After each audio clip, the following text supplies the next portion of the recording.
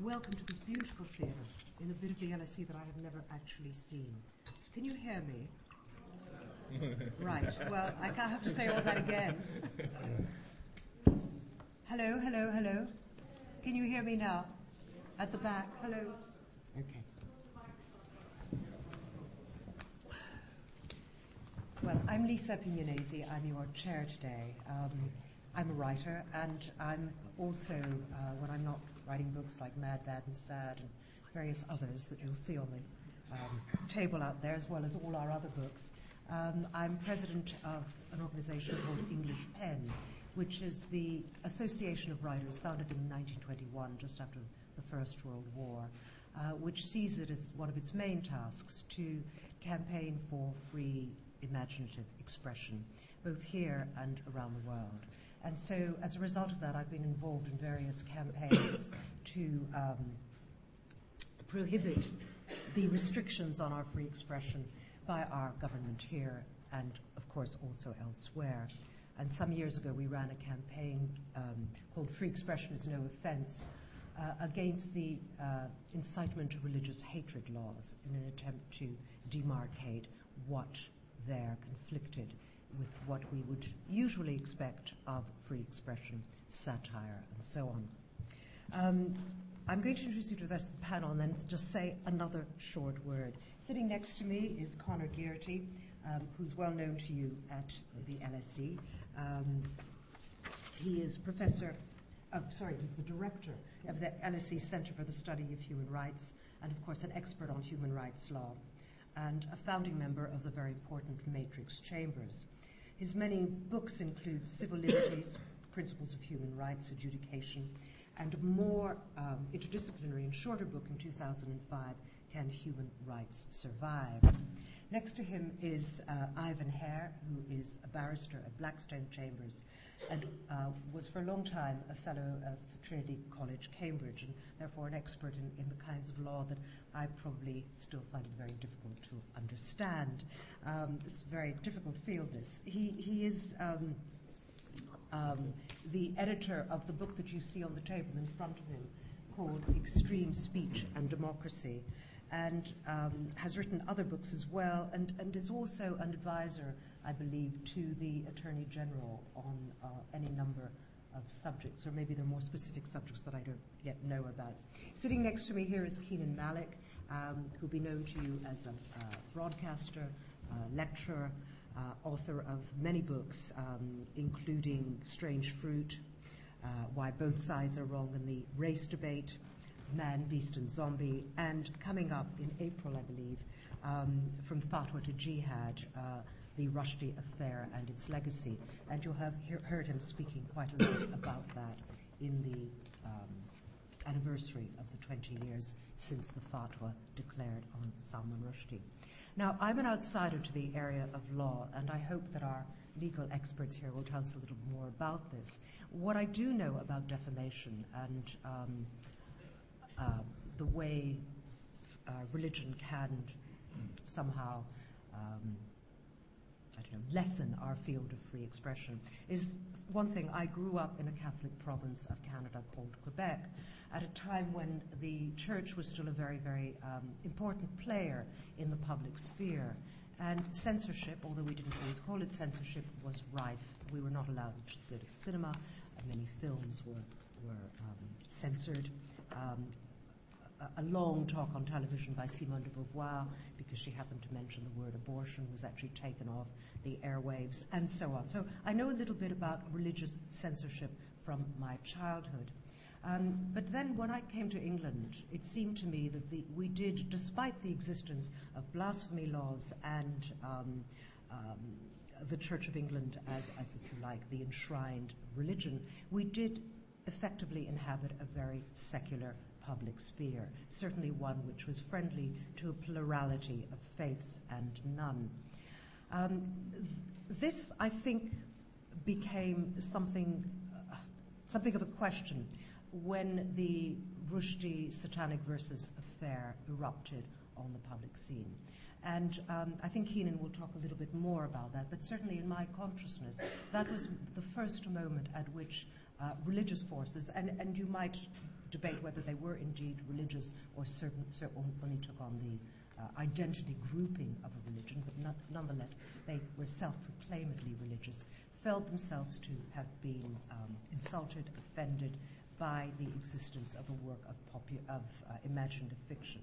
And many things resulted from that. But certainly that was the first time in my personal consciousness that it became clear to me that there were, despite the existence of blasphemy laws, despite various obscenity campaigns by Mary Whitehouse and so on, that there was a real sense that religion had entered the public sphere in a new way.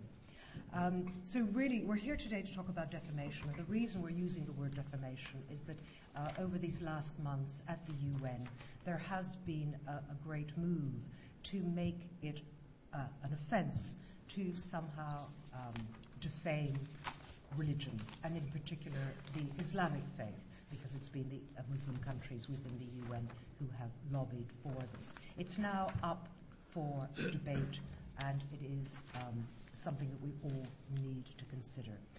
We no longer have blasphemy laws thanks to campaigns here, but we're going to hear more about the history of all that in terms of Britain, and indeed some of the definition of the terms. First of all, from Ivan Hare. Thank you very much.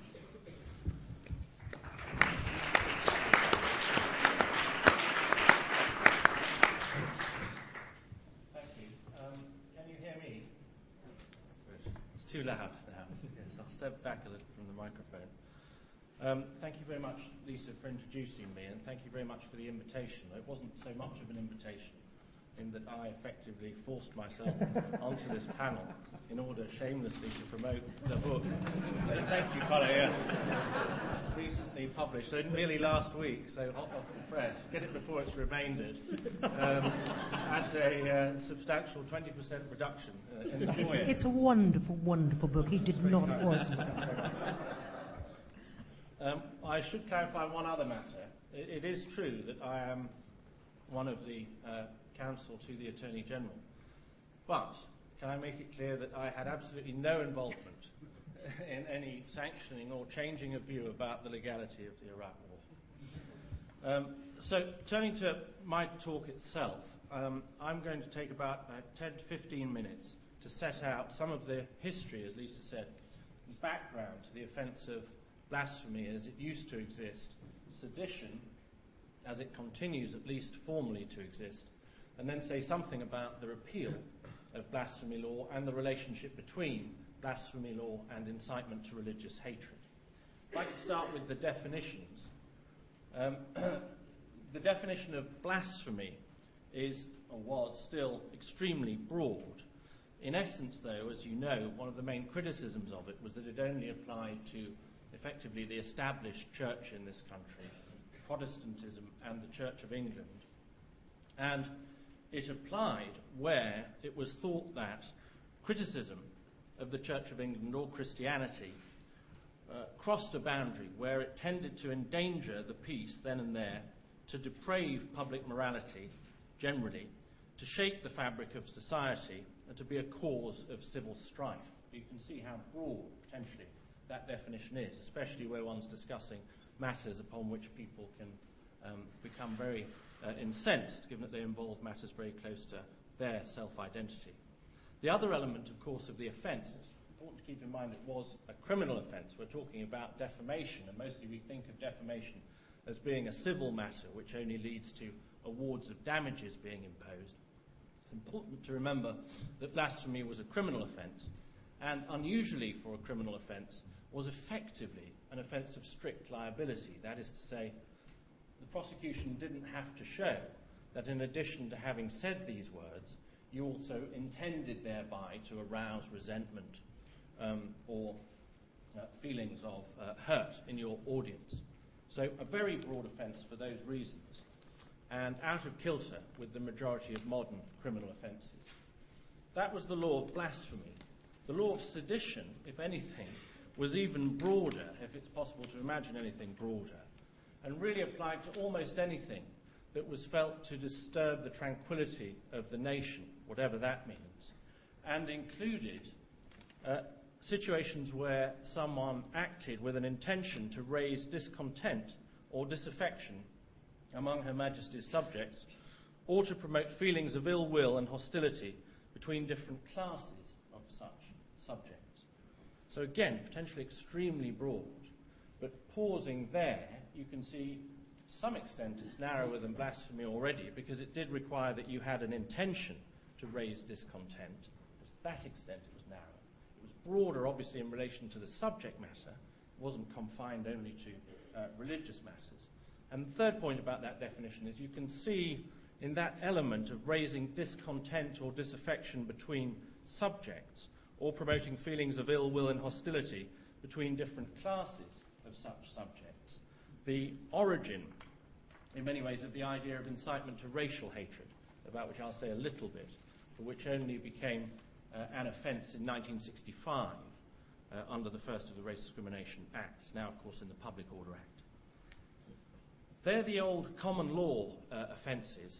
The new offence that we have is that of incitement to religious hatred, as you know. And the definition of incitement to religious hatred is where a person uses threatening words or behaviour or displays any written material which is threatening, is guilty of an offence if he intends thereby to stir up religious hatred. A couple of points about that. The original proposal introduced by the government was essentially to tack on religion to the existing prohibition on incitement to racial hatred. The House of Lords very substantially narrowed that original proposal in four crucial ways. First, it became a separate offence rather than simply being tacked on to racial hatred. Secondly, it wasn't enough to use threatening, abusive or insulting words or behaviour, which is true of incitement to racial hatred. It had to be threatening words or behaviour, as I just indicated. Thirdly, there's the additional requirement that the individual should intend thereby to stir up religious hatred. So unlike the old law of blasphemy, as I said, where there was no requirement of intention, but also unlike incitement to religious hatred, where it's sufficient that incitement to racial hatred, where it's sufficient that racial hatred would be likely to be stirred up. So again, a narrowing there. And finally, the House of Lords insisted on the insertion of a free speech clause, which I think Conor's going to say more about, so I won't say any more about. Which pen had a lot to do with. Which pen had a great deal to do with, as I understand it, yes, quite right. It's good that it's not just me promoting my own stuff. So, if I could just say something to say. That's so disloyal, Conor. So if I could just say 3 points, I suppose, about the history of blasphemy and sedition and how they related to each other.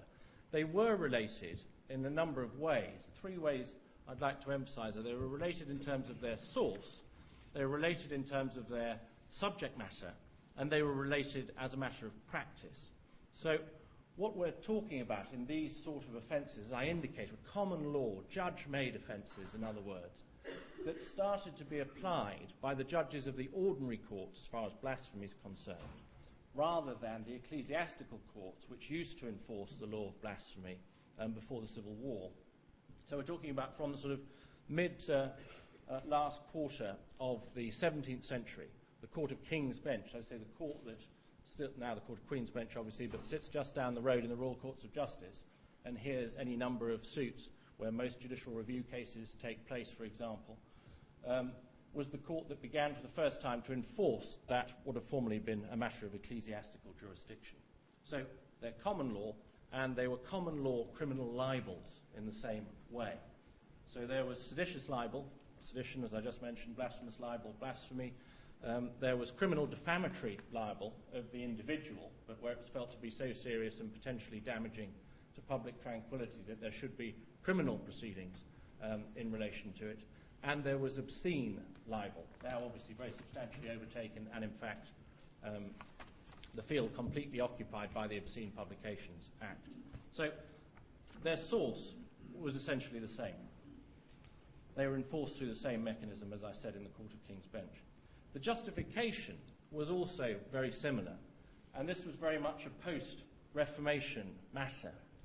After the Reformation, when effectively the head of the church and the head of state became unified in the sovereign, and the sovereign became rather more than just defender of the faith, but the head of the church being in Rome. At that point, it appears that our modern sort of justifications, if I can call the justifications for these offences modern, but are relatively modern, using it in the sense that people talk about modern history, I suppose, from about 1500, as being united, really starts from that. And the point is, I suppose, a relatively straightforward one. If you have an established church, and if your sovereign, your king, is the head of that church, then criticism of the church effectively becomes criticism of the sovereign, and therefore the argument is, in the same way that sedition is about undermining the authority of the state, by undermining religion, you're effectively doing something similar. And another point made by some commentators later in the 17th and 18th century, for example, if you look at Locke's letter concerning religious toleration, one of the points that he makes about why it's legitimate to enforce some forms of blasphemy law, or at least try and insist on some sort of religious conformity, is because you want to avoid this situation of the divided loyalty of what probably would have been described as the subject then, what some might call the citizen now.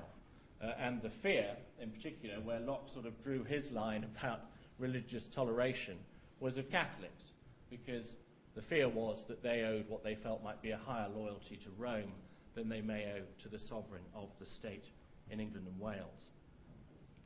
Law had another sort of element to this attachment to protecting the established faith as well. And that arose because in the early common law courts, the only way of attesting a document was by oath. And the oath had to be the established church oath, as it were. And in order to be regarded as credible, in other words, you didn't have, as one has now, a pile of religious books in court upon which someone can swear to tell the truth.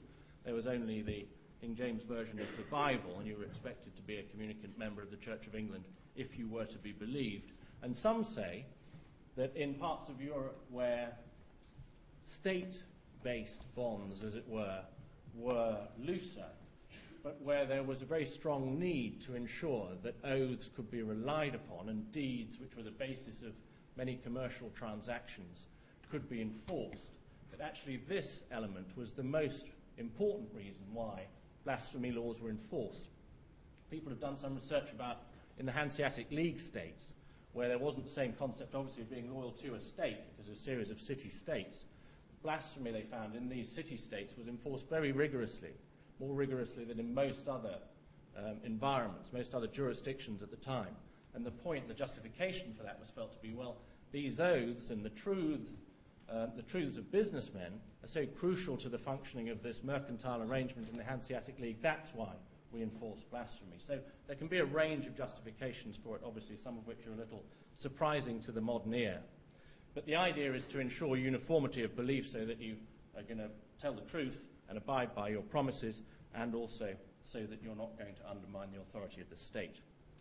Practice, as I said, third element, united these offences of sedition and blasphemy as well, and a surprising number of cases that when you read the facts you think, oh, this looks like it's going to be a prosecution for blasphemy, actually turns out to be a prosecution for sedition. So effectively, prosecuting authorities almost regarded them, talking in the 17th and 18th centuries now, almost regarded them as alternatives. That shows the closeness of the relationship. And of course it explains why we wound up, until just over a year ago, having a law of blasphemy, a criminal law of blasphemy, which only protected the established church.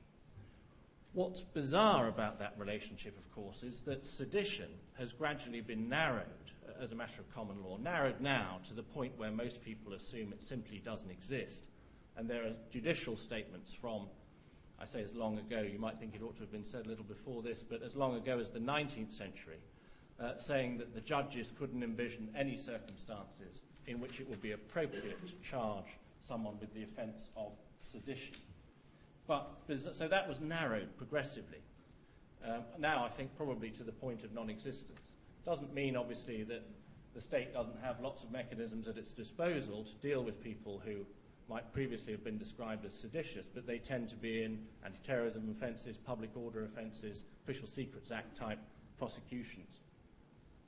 But as I said, bizarrely, blasphemy was the only one really of those old forms of common law libel that escape reform. As I said, the law of obscene libel was effectively swept away by the Obscene Publications Act, which has within it a public good defence, maybe not rigorous enough, but nonetheless there, and at least therefore has some sort of democratic accountability as an offence.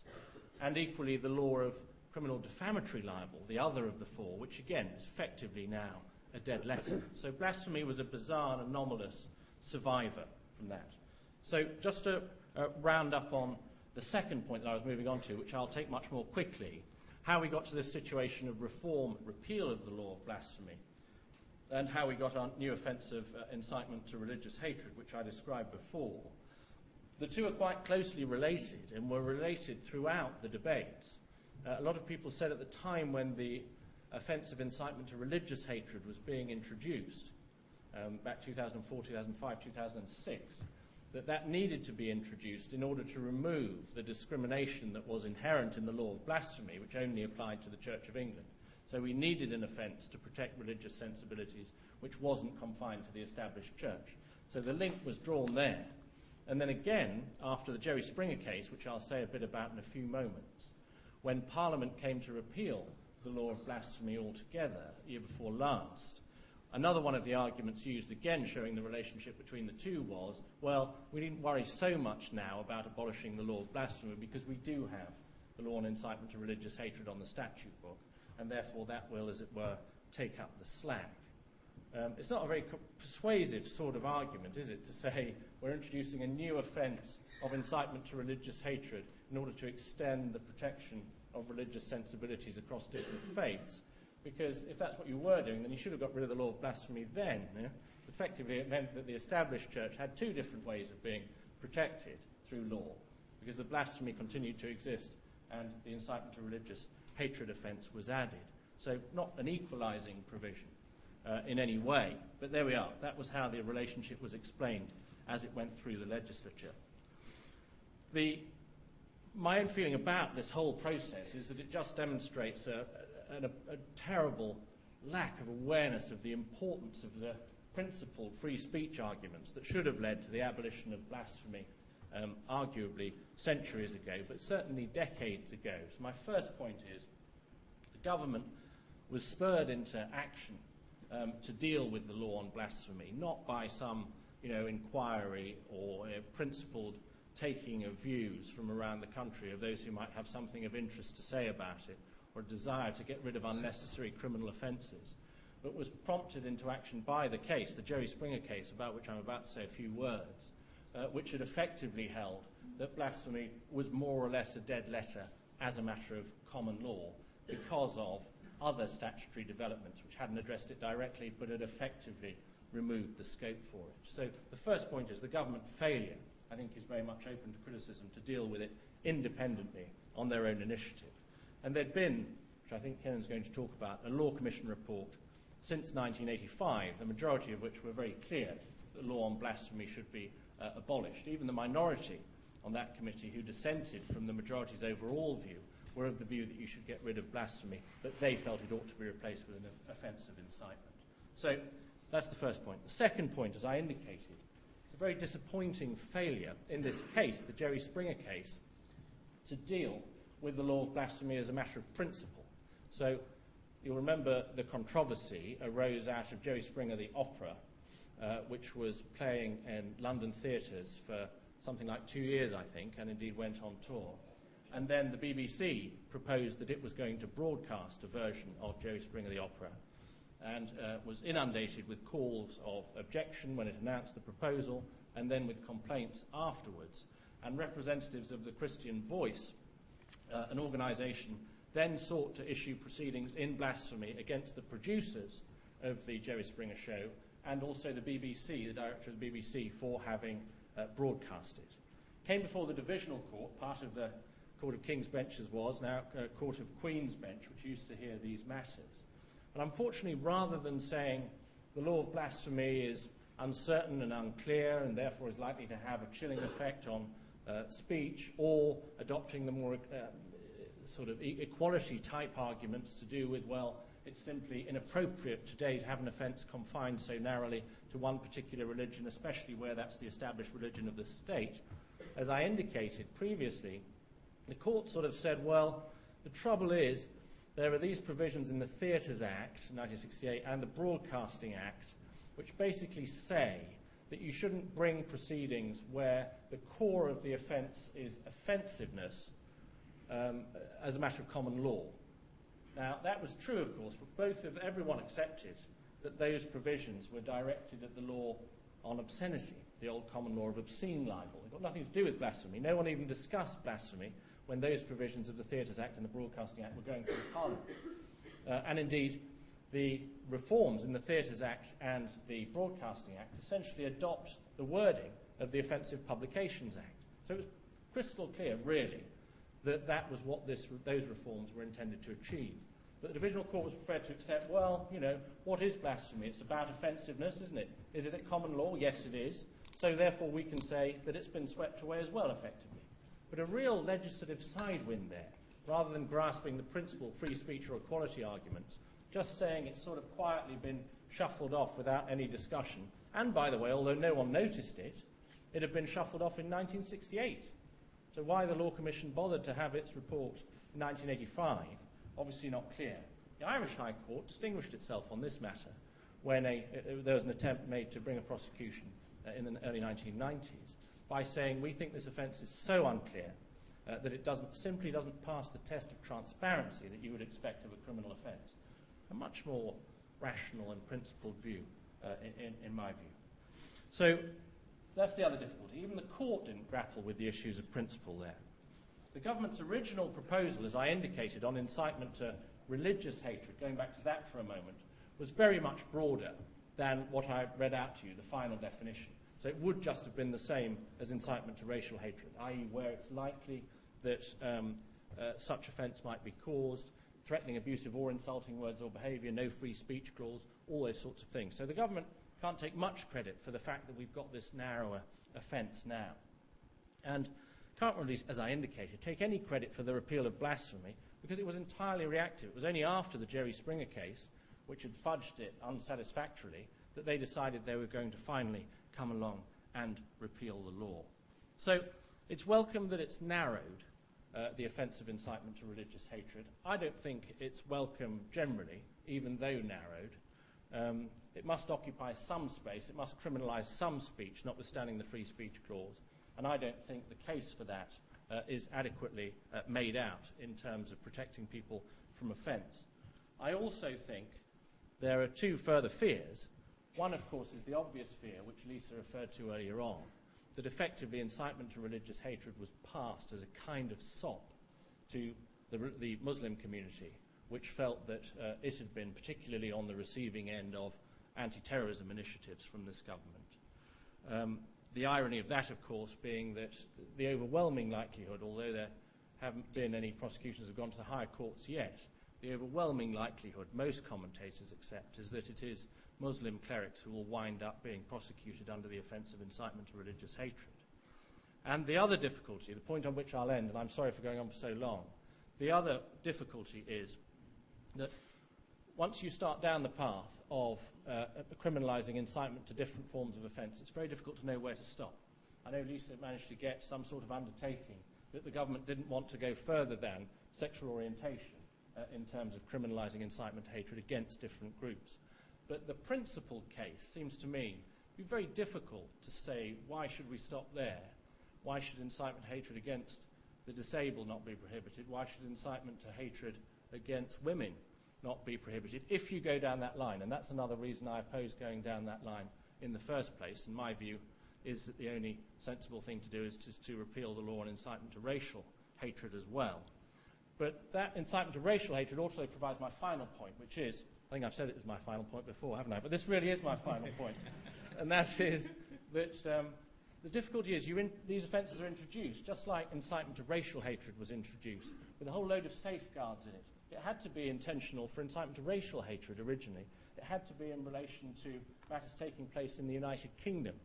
There are a whole series of other restrictions. The offence, the punishment used to be maximum of 6 months or a fine. It's now 7 years.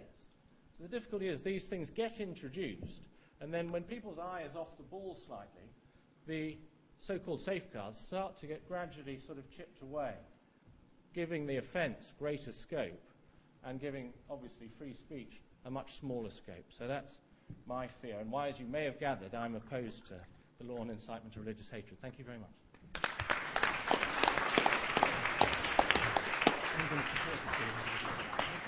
Well, Conor Gearty is going to speak next, and I'm not sure, really, whether he feels the terrain of free expression should be quite as broad as Ivan does, or perhaps I do. But Conor, can I ask you one more thing? Could you, somewhere in your comments, actually tell us how it is that it's possible, given that the word defamation, which is the word that is used on the continent and in the UN for what we might have called blasphemy, given that the word defamation has to do with reputation and actually attacking someone's reputation, how it is that one can attack the reputation of a system of ideas, which is what religion is, or indeed whether God, if it's God that's in question, needs his reputation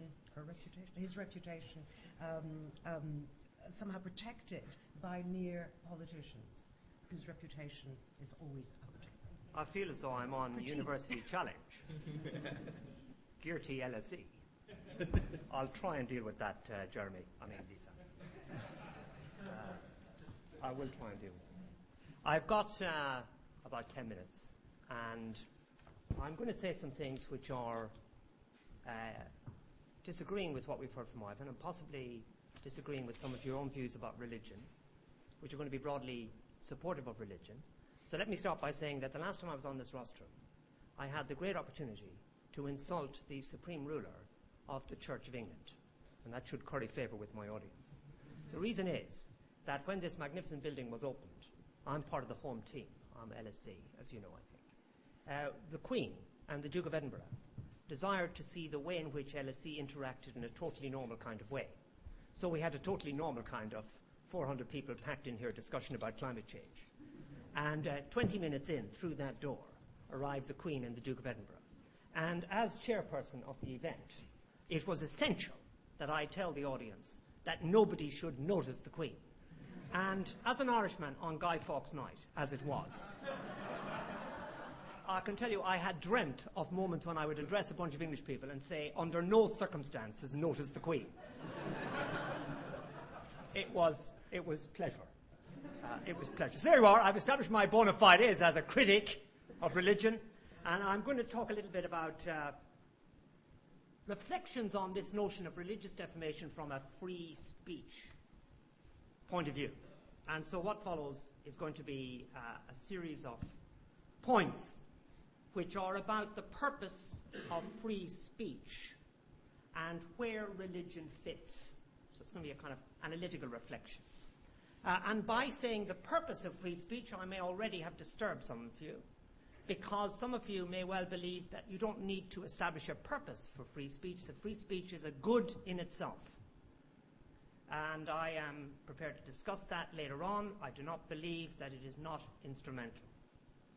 We have countless examples of where we decide to control speech, and we take it for granted that the controls are right, and we can talk about them if necessary, but it is just wrong to say that speech is absolutely protected as a matter of course. We have already sold that pass when, for example, we've decided to have laws on incitement to murder and other relevant pieces of legislation on, for example, extreme violent child pornography. So we've already agreed that there are exceptions, and my reflections are going to be based on an assumption, which is that we need to find the purpose behind particular kinds of speech, and that purpose then informs the extent to which we support that type of speech. And I'm going to suggest to you 3 purposes.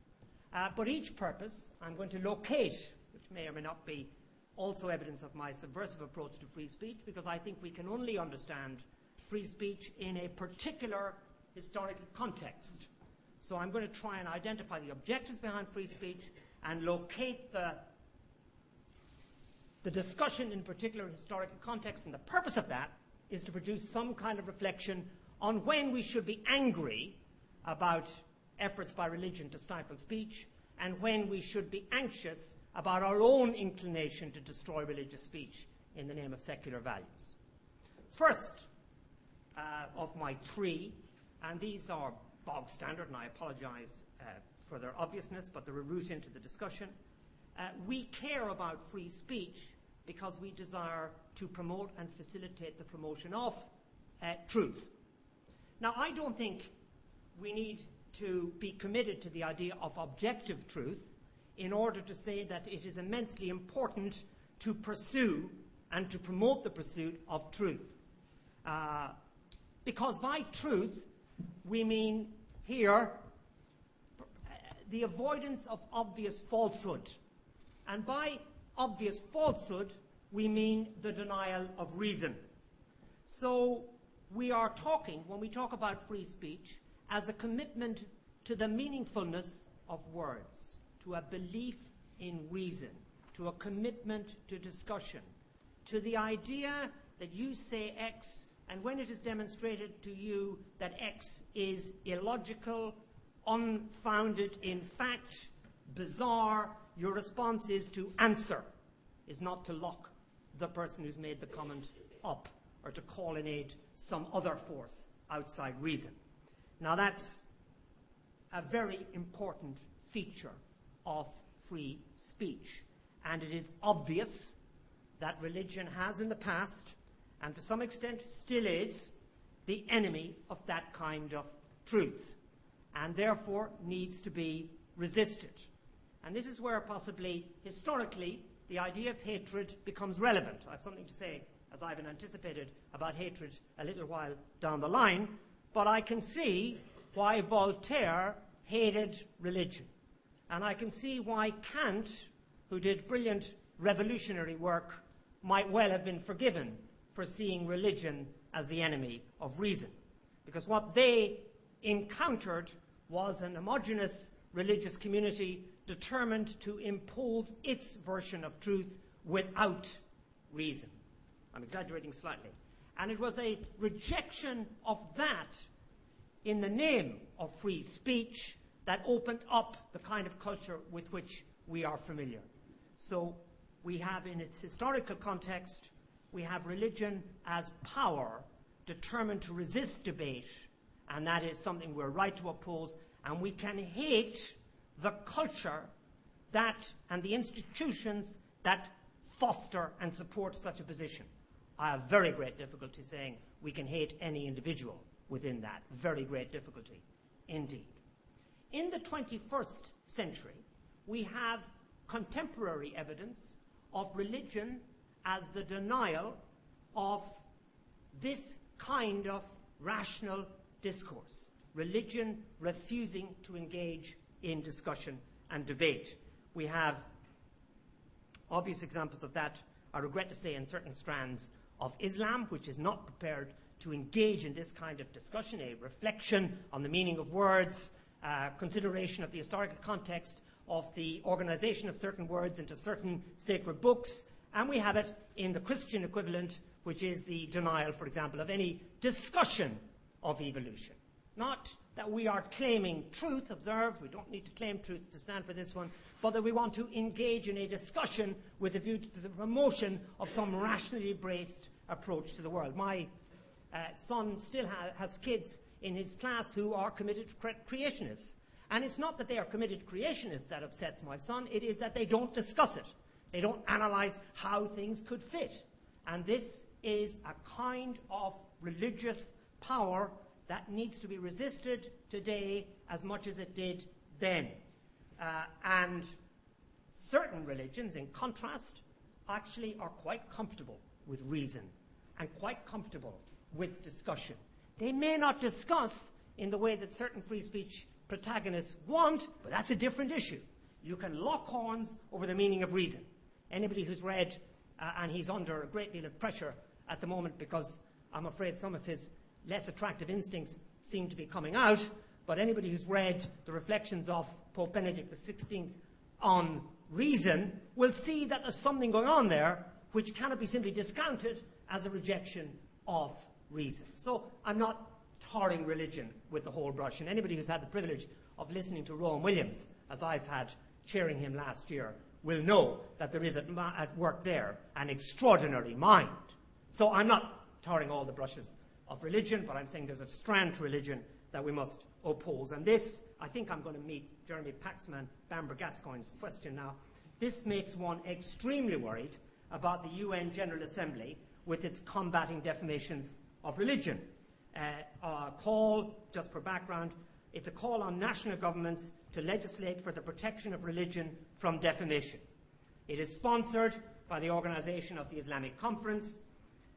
It would appear to seek to criminalize criticism of Islam.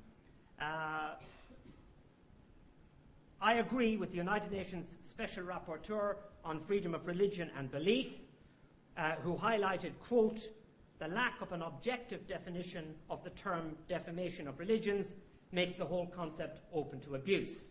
In other words, we don't want to be tied down. We don't want to discuss this. We want to claim a big word, and then we want to fill it with our own meaning undercover.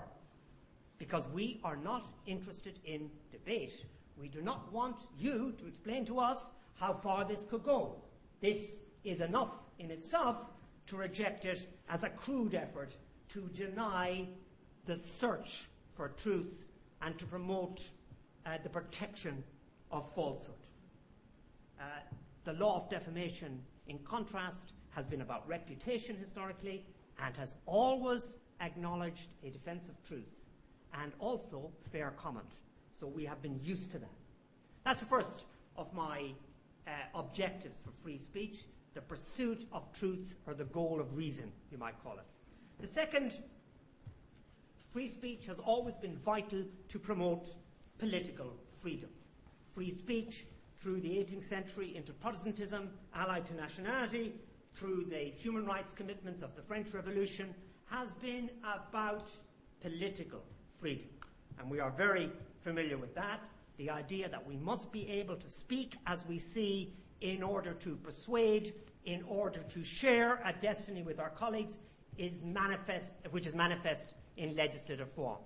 That's why the oaths to which Ivan referred were so pernicious, because they seek to destroy before entry the opportunity of those outside the religious disposition to engage in that kind of discussion. I'll give three, however, contemporary examples of why we need to be mindful of this still, one of which may be challenging for you, and it's for discussion. They all may be challenging. Why should I presume about my audience? In Ireland, where I'm from, in the 1980s, there were, on the basis of a pernicious and extreme constitutional amendment, which was purporting to prevent for all time abortion in Ireland. It, in fact, as the then Attorney General and current Chair of Governors at LSE pointed out, Peter Sutherland, would facilitate the arrival of abortion in Ireland because they didn't understand the law. That's neither here nor there. Under cover of this constitutional amendment, there were a series of pieces of judicial intervention which criminalised the provision of information about abortion services in the United Kingdom.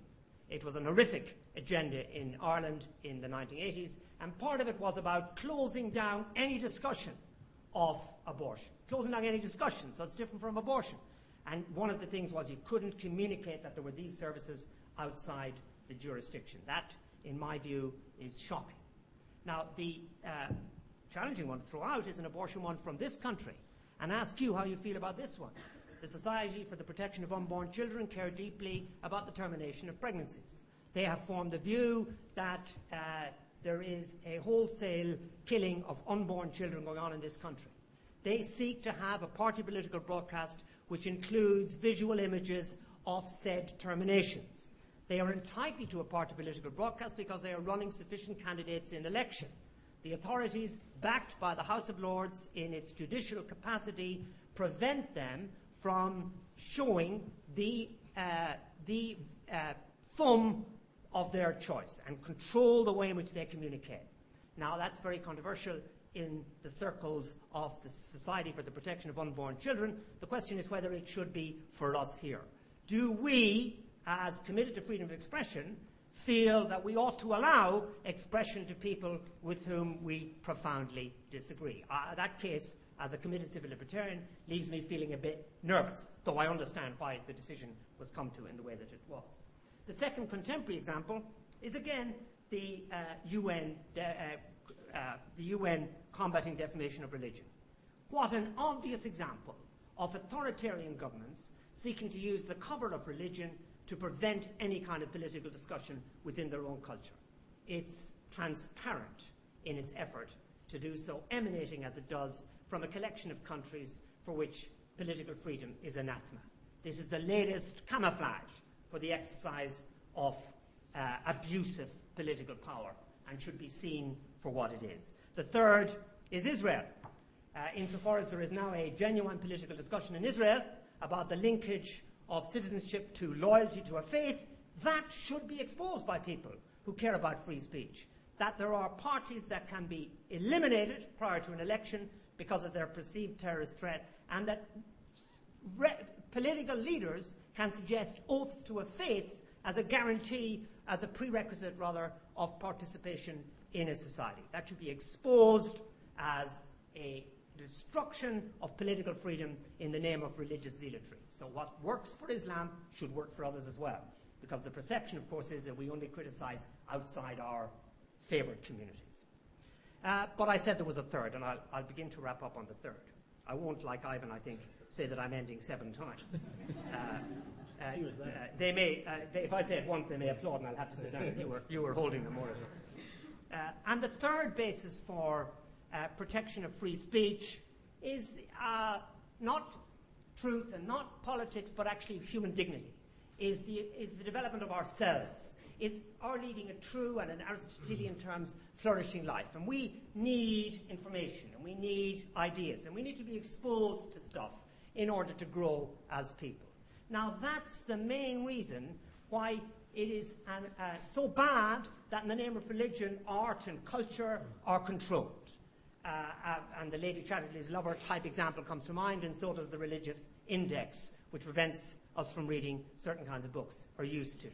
That's a tricky line, because at some points we have to say, you tell me that you need this kind of visual image of an exploited child in order to grow as a person. I'm telling you, you don't.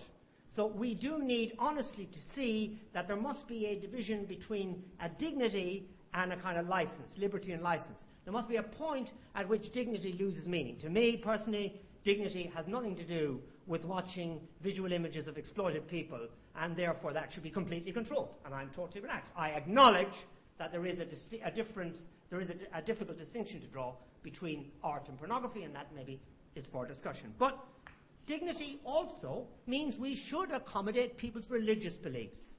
One of the least attractive features of the secular move has been the enjoyment of the castigation of religious sentiment. There are a lot of good people who are actually religious, for whom their personality is tied up with the values that religion brings to society: community, help, altruism, and this is recognized in the human rights culture, in the Universal Declaration of Human Rights, in the Council of Europe. And what I'm moving towards is a recognition that religious people are being persecuted, and we should not ignore it merely on account of the fact that they are religious. An example, Nigeria. It's particularly bad in Nigeria at the moment. I don't know if you appreciate that. In one state, the Christian community was attacked the second week of February. 12 people killed, 1,500 people displaced, 14 churches, 8 vicarages, numerous Christian homes destroyed. There's been an introduction in Sharia law, as you may know, and there's been many tens of thousands of deaths. In Burma, the attacks are such that some of the Islamic communities there feel they're going to be completely destroyed. We need to acknowledge, in my opinion, that the inability to practice religion because of hostile reactions from religious power are actually really affronts to people's dignity. And so too, final point, genuinely final point, so too is secular attack on religion. And it comes back to the question, and this is where I disagree with Ivan, as to whether in our culture today, this culture, which is broadly secularist, we need any laws that protect hate. We need to reflect on it.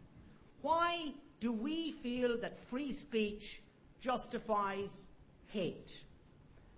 why do we feel so bad about laws that say, actually, we've reached a point in our culture where we can certainly oppose religious defamation, and we can certainly oppose efforts to attack churches as churches, but we do not now need to protect hate.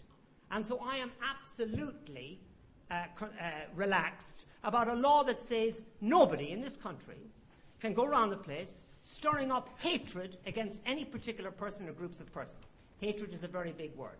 And so it follows, unlike Ivan, I'm relaxed about the race hate laws, which, when they were introduced in 1965, were thought to be an horrific attack on free speech, and which now have transformed a culture, making remarks very, very difficult to sustain, which hitherto would have been regarded as normal. And with the Race and Religious Hatred Act of 2006, we have a protection for free speech. We've had Lisa remind us that PEN are behind it, and well done, PEN. And let me read it to you. Nothing in this part of the Act shall be read or given effect in a way which prohibits or restricts discussion, criticism, or expressions of antipathy, dislike, ridicule, insult, or abuse of particular religions or the beliefs or practices of their adherents, or of any other belief system or the beliefs or practices of its adherents. So we can basically, because of paragraph section 29J, we can express antipathy, dislike, ridicule, insult, abuse of particular religions or the beliefs or practices of their adherents. But what we cannot do is preach hate, and nor should we be allowed to, in my opinion. And I think that those of us, therefore, who believe properly in balancing religious freedom and freedom of expression can oppose the use of religious defamation laws to protect the powerful and to deny truth, but we can also oppose the kind of version of secular society which seems to draw strength from hate and hatred of people with religious points of view. Thank you very much.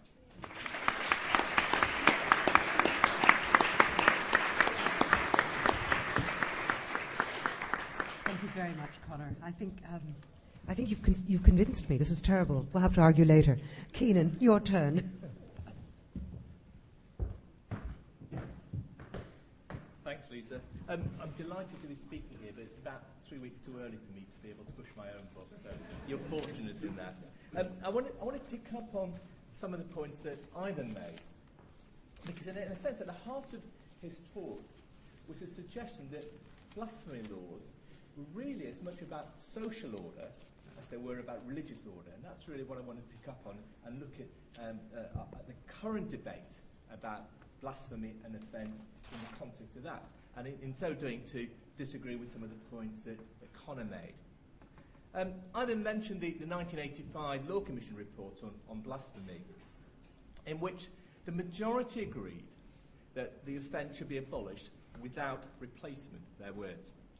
But the minority dissented, because it suggested that such abolition would deepen racial tensions, and they proposed the replacement of blasphemy by a new offence that recognised, in their words, the duty on our citizens in our society of different races and people of different faiths and of no faith, not purposely to insult or outrage the religious feelings of others. What I want to suggest is that 2 decades on, both those views in that report have, in Britain, come to pass. On the one hand, as we've heard, blasphemy laws has been abolished. But it has been replaced by a battery of laws that, in a sense, have secularised the offence of blasphemy by restricting the giving of offence, making it a duty not to outrage not just religious feelings, but deeply held cultural beliefs too. Now, more than a century ago, Emil Durkheim pointed out that the most significant aspect of a religion was not the worshipping of a deity, but the carving out of a sacred sphere, a social space that was set apart and in which that was protected from being defiled.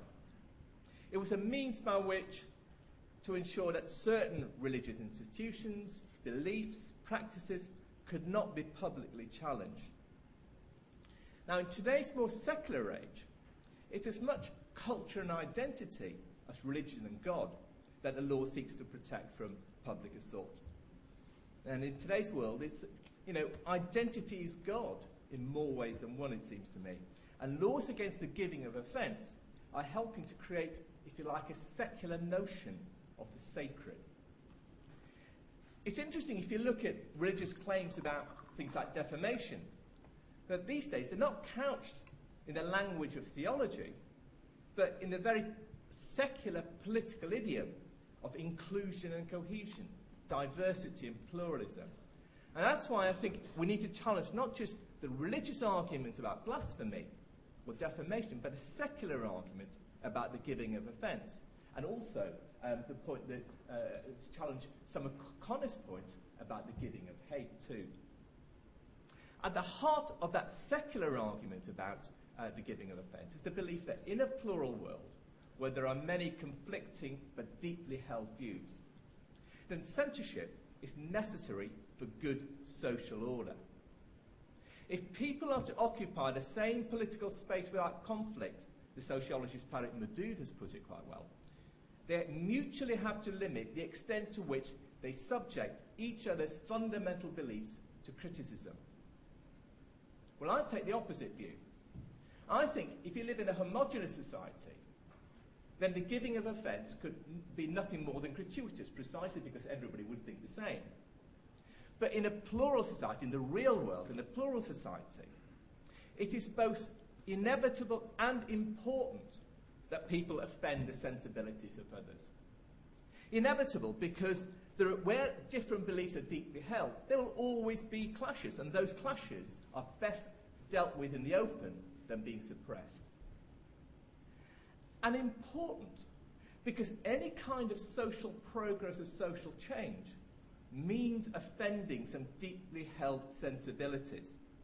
The right to subject each other's fundamental beliefs to criticism, it seems to me, is the bedrock of an open, diverse society.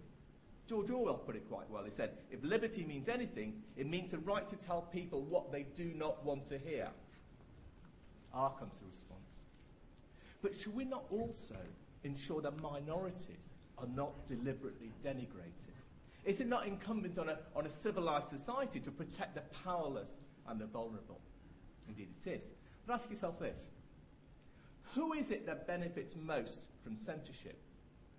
Not the powerless and the vulnerable, but rather those that possess both the power to censor and the necessity to do so. It seems to me that the impact of all the things we've been talking about, laws against offence, laws against hate, multicultural censorship, if you like, is in fact to undermine progressive movements within minority communities.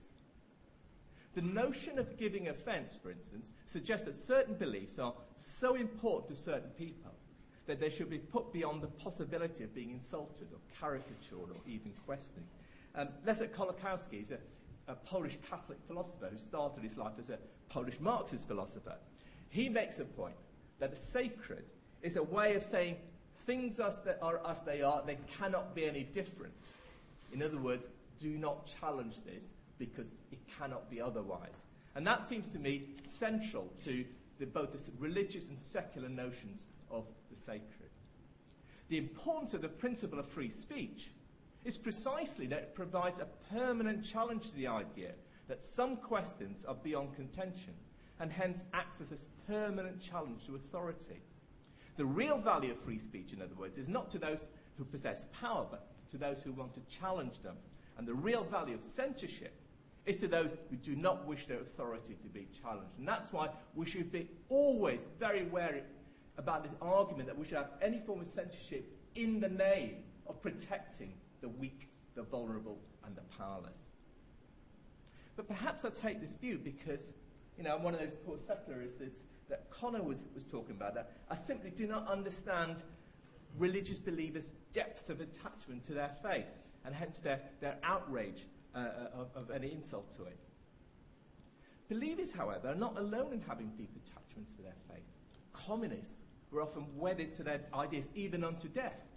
Racists have an almost visceral bonding to their prejudices.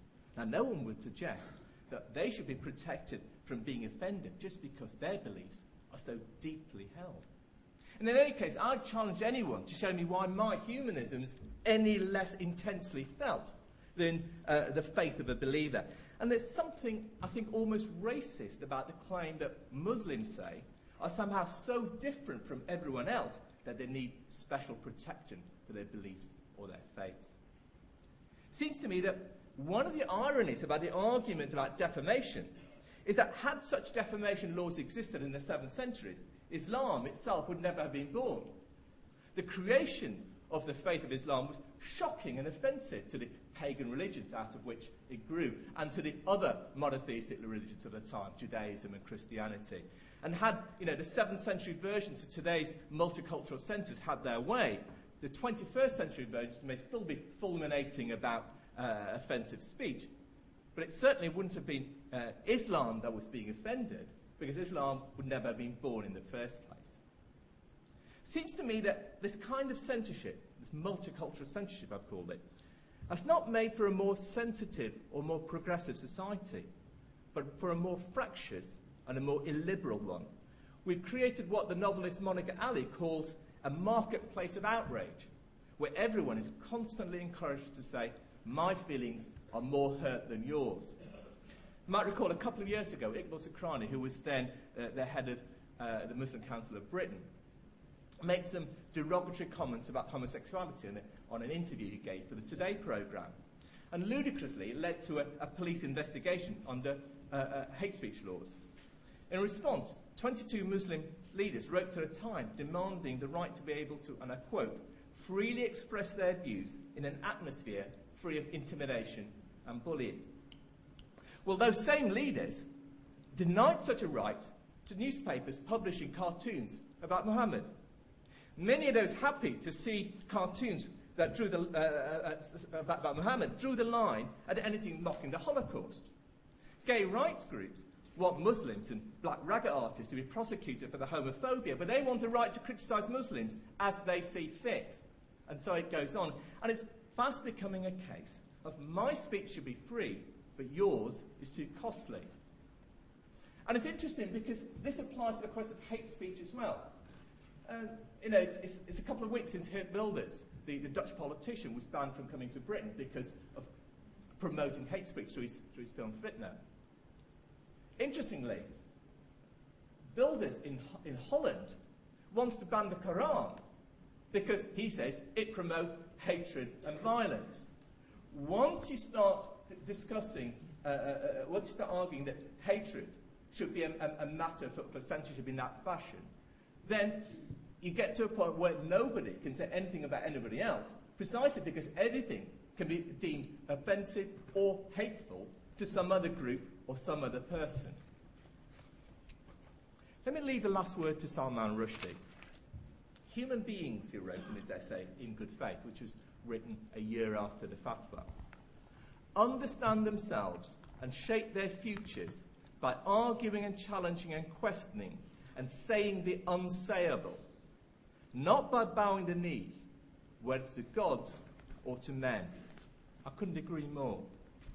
The argument for censorship, it seems to me, whether it's couched in terms of defamation, in offensiveness, or in terms of hatred, it's really an argument to restrict democracy, contain criticism, and undermine progressive movements. It's an argument against pluralism, not for it. It seems to me that we can build a plural society in which free speech provides the means of engagement and dialogue between different parts of a society. Or a sectional society in which the powerful and the reactionary maintain their power in the name of tolerance and respect. The choice is ours.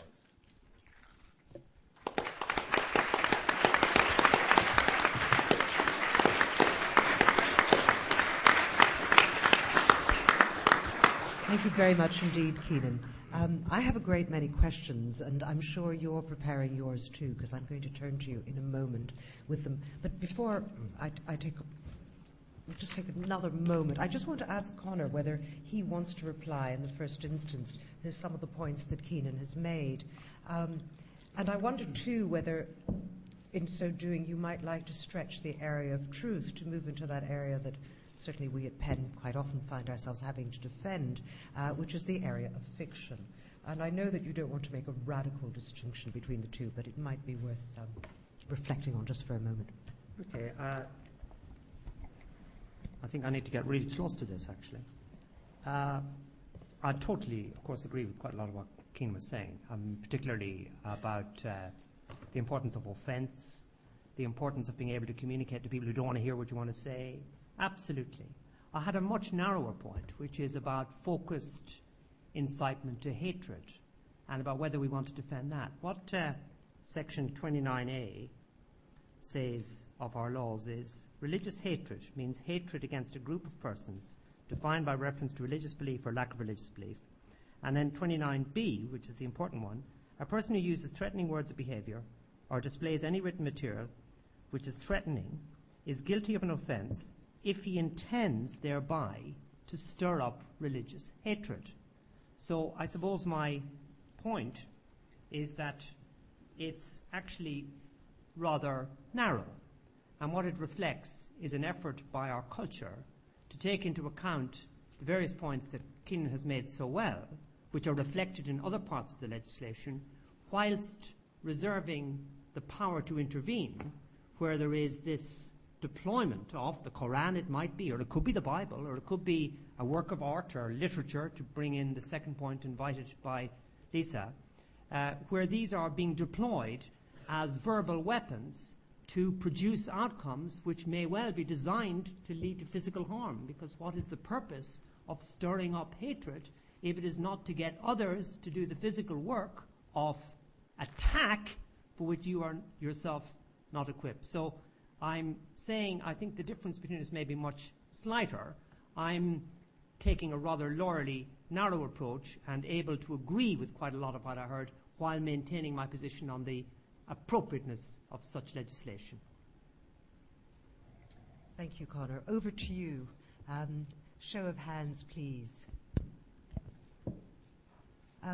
Take one over there. I'll take several questions at once, and then, because we don't have that much time, one there, then there was somebody just next, and then two on this side. Yes, I mean, there was reference to the Danish cartoons, collected in a newspaper by various artists, which many Muslims felt were insulting Muhammad.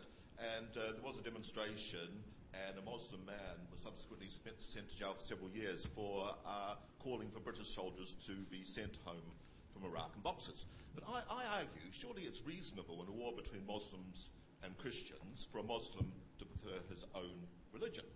And secondly, he wasn't changing his mind. I mean, the great majority of people in the country before the war began, Muslim or non-Muslim, were against the war. He were against British troops in Iraq, and he still thought British troops shouldn't be in Iraq. So by definition, he wants them to be chased out. I mean, in 1905 in Russia, there was huge demonstrations celebrating the Battle of Tsushima, which is when 38, which is 90% of the Russian ships, got sunk by Japan. That was a huge celebration. So surely it's reasonable for anti-war people to celebrate when their own country loses a battle or a skirmish.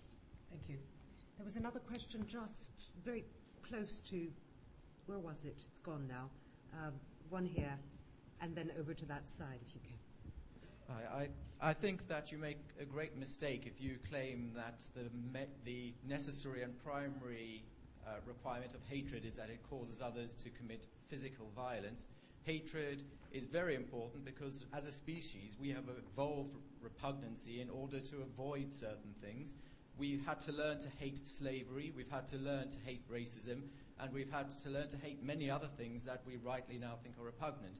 If you stop people from hating, then you stop very important things like that from ever being able to happen. I think there are some weasel words about, well, hatred may well lead to, well, if it does lead to it, then prosecute that which happens afterwards. We don't need to keep building fences around fences around fences. I think that that's where the problem begins, and you get to a ridiculous reductio ad absurdum, which I fear is what was beginning to happen in what some of Conor had to say. Is that him? That's me. You're directing that at me. You didn't say at the start. Yeah. Questions over there. They're going to take two more, and then we'll respond from here. I had a question about to what extent the scientific community... Could you speak up, because we can't hear I have a question about to what extent the scientific community has informed the formulation of whether it's religious defamation law or racial defamation law, in that it's somewhat related to what the gentleman was saying over there, in that where do we come to a point of nature versus nurture in shaping what we find offensive or repugnant?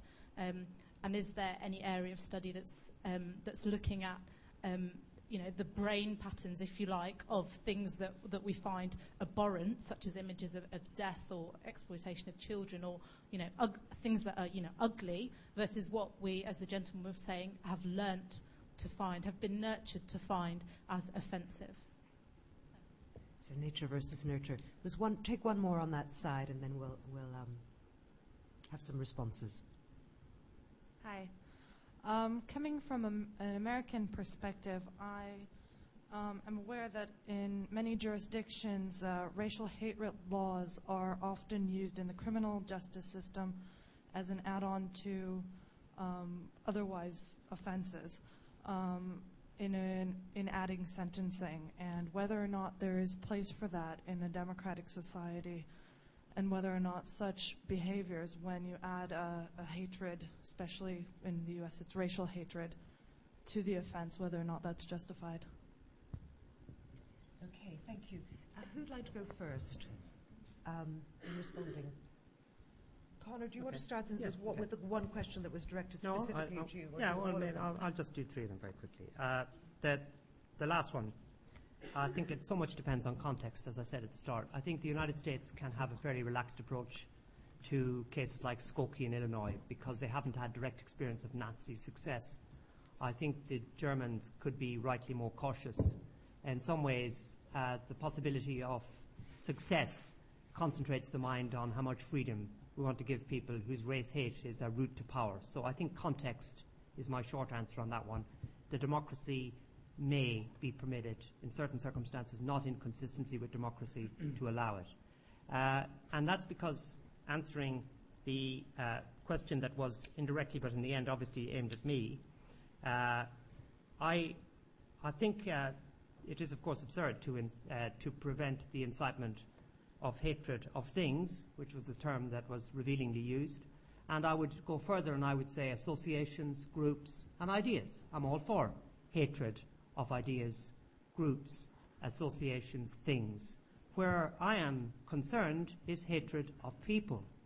And I'm not convinced, as a person who's committed to the notion of equality of dignity, that we should regard our incitement of others to hate people as consistent with the idea that we have equal dignity. Because it seems to me that if you are inciting hatred of people, you are actually very close to saying something about them which is not consistent with respecting their dignity. And that's where I am on that point. It's not incitement of things. On science, I have plugged no book. Lisa said my last book was flimsy. I think that wasn't quite her word, but certainly not as big as this one. I did not say that. You said tiny. You said tiny. I quoted your own website. I mean, it is absolutely I tiny. quoted your own website. My own website's also honest. Thank you for the plug for the website. I am doing a talk on the 7th of May called Human Rights After Darwin, and I am really, really interested in that science point about hard wiring and about the extent to which I happen to believe we are hardwired to do good as well as to do bad, and that the recent studies with animals and with kids indicates that this is not something which we learn, that we are born with an empty head into which is poured morality. We are born with levels of morality, which is quite an interesting point to explore. So I'm sort of very interested in the point you've raised, but I wasn't supposed to even answer you, so I'll stop there. Right. I'm just going to take a few more responses from the panel before going to you. Kenan, do you want to say anything about the anti-war point? Yeah, I want to pick up on that, which is that a number of protesters, it was, for those who don't know, there was a protest outside the Danish embassy in London, at which a number of protesters against the Danish cartoons held up placards, which are things like behead enemies of Islam, and there were slogans about bringing British soldiers back from Iraq in body bags and so on. And 4 men were convicted of incitement to racial hatred, for incitement to murder, and received, I think, between 6 and 8 years imprisonment. It seems to be a completely outrageous conviction. But it also expresses this idea that what's been happening in recent years, and it's not just this case, there's a number of other cases, is that the notions of protecting minorities from hate speech has now increasingly been used by the government to actually criminalise dissent or hate speech from minority communities. A very good example was Samina Malik, the lyrical terrorist, so-called lyrical terrorist, who was convicted later. The conviction was quashed, but nevertheless she was convicted in the first place. Effectively writing very bad doggerel about jihad. The parts of the anti-terror laws about the glorification of terrorism. The point is that you can see this part in the context of the war on terror, but you also have to see it in the context of the culture of censorship and the culture of censorship of hate speech that's built up over the years, because they're all justified on the grounds that one must not have hatred or promote hate speech and so on. So what begins as a so-called defense of minority communities quickly, almost inevitably, becomes an attack on those communities and used to attack those communities. It's well worth remembering, for instance, that the first person who was convicted under the incitement to racial hatred part of the Racial Relations Act was Michael X, the Trinidadian Black Power leader in 1968, 1969, if I remember right, for incitement to racial hatred. So I think it's very important to recognise that all these laws actually work to the detriment of the powerless of minority groups.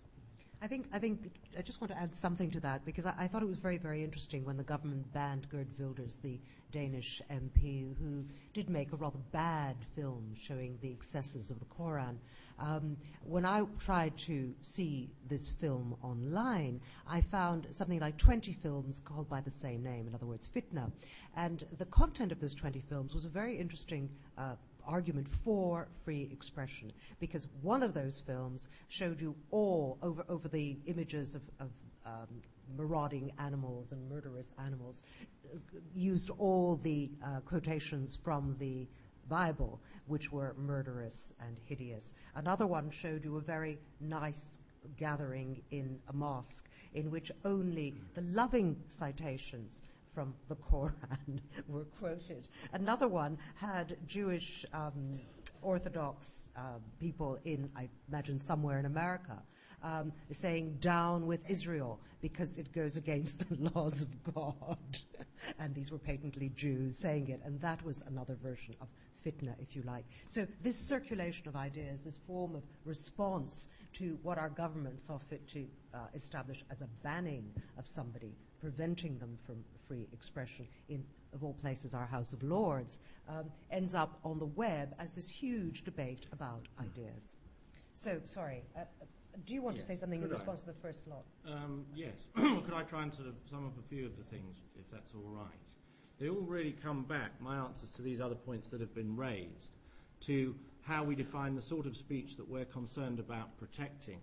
I think you can avoid the problems that Conor quite rightly identifies about saying that there must be some things that we can prohibit. He gave examples of incitement to murder or child pornography and so on. You can deal with those problems, it seems to me, purely definitionally, because that kind of speech, almost by definition, is not the core element of the concept of protected speech, which is about contributions to public discourse. If you confine your core protection of free speech, which the state is not entitled to interfere with, to public discourse, the contribution to public debate type speech, and of course that can be done in many ways, including lots of forms of artistic expression, then I think many of these problems evaporate. The problem about, just to deal very briefly with the points that were raised, the problem about hate crimes evaporates substantially because once someone has crossed the line by committing an act which is totally independently of any communicative content it might have criminal, they're exposed to the risk of criminal punishment. How you then decide how much punishment they get seems to me only raises communicative free speech issues very, very peripherally, if at all. We think it's perfectly legitimate to punish people more severely through the criminal process because of their motivation. If their motivation was profit for killing a relative, say, they get more severe punishment. At least they wind up in prison for longer. If they've chosen their victims because they're particularly vulnerable, they get a longer punishment. And I don't think any of us thinks there's any particular difficulty about that, and so I don't think there is either once that line's been crossed. Just to make two final points. Firstly, that's why I do have the problem with incitement to racial hatred, given that Conor has challenged my own view where I oppose it. It seems to me the real problem there relates to this concept of hatred generally. It's very difficult generally to say it's a good thing for people to incite others to hate, subject to the point that was made in the audience earlier on. But of course, under the racial hatred provision, you don't have the safeguards that Conor read out in relation to the religious offence. You don't need to show an intent to incite hatred. You don't need to show the use of threatening language. Abusive or insulting language is adequate. And the difficulty, if you're wedded as I am to the idea that what constitutes public discourse can't be prohibited, is that you are saying through your law on incitement to racial hatred that some people's ability to participate in the process of public discourse is constrained because we find their message so offensive that we don't think they should be part of the political process. The problem that creates is twofold. One, it means people tend not to engage with them and expose how idiotic their views are and rebut them. And secondly, they then have the further luster added to them, that they're some kind of free speech martyr. The BNP discourse is full of this sort of stuff. You know, our message is too dangerous for the government to let you hear it, because if you heard it, you might believe us and join us. And that's just a foolish way, it seems to me, pragmatically, to deal with extreme speech, rather than allowing it into the marketplace of ideas and having its limitations exposed. Finally, the problem about basing it all on a right to dignity, it's true that the right to dignity underlies lots of our concepts of human rights. But the question here is, does an individual's right or a group's right to respect for their dignity override another individual's right to freedom of expression? And that's where you get into difficulty. And that's where relying on dignity, just as a concept, doesn't justify a race hate law. All it does is say this may be a reason for restricting speech, but you've still got to strike that balance between the two. It seems to me, where you're engaged in public discourse, that balance must come down for reasons of democratic participation, individual self-fulfillment, etc., all the reasons Conor mentioned, must come down in favour of speech. So. Thank you. I'm really sorry. There are a lot of questions, but I think we've actually run out of time, and I'm afraid our free expression today has trumped yours, which is a great shame because I've just noticed there's a free expression clause on this sheet given to chairs by the LSE, which actually I can read it to you, but I don't know if I've got time. But in any case, I'd like to thank you very much. There are books out there if you want to have a look at them. I'm sure the speakers will take a few minutes to answer your questions individually, but I believe we're meant to be out of here by 3:30. So I'm very sorry. Thank you for coming. Do join PEN. Come to more events. And exercise your free expression. I'd like to thank I didn't thank our speakers.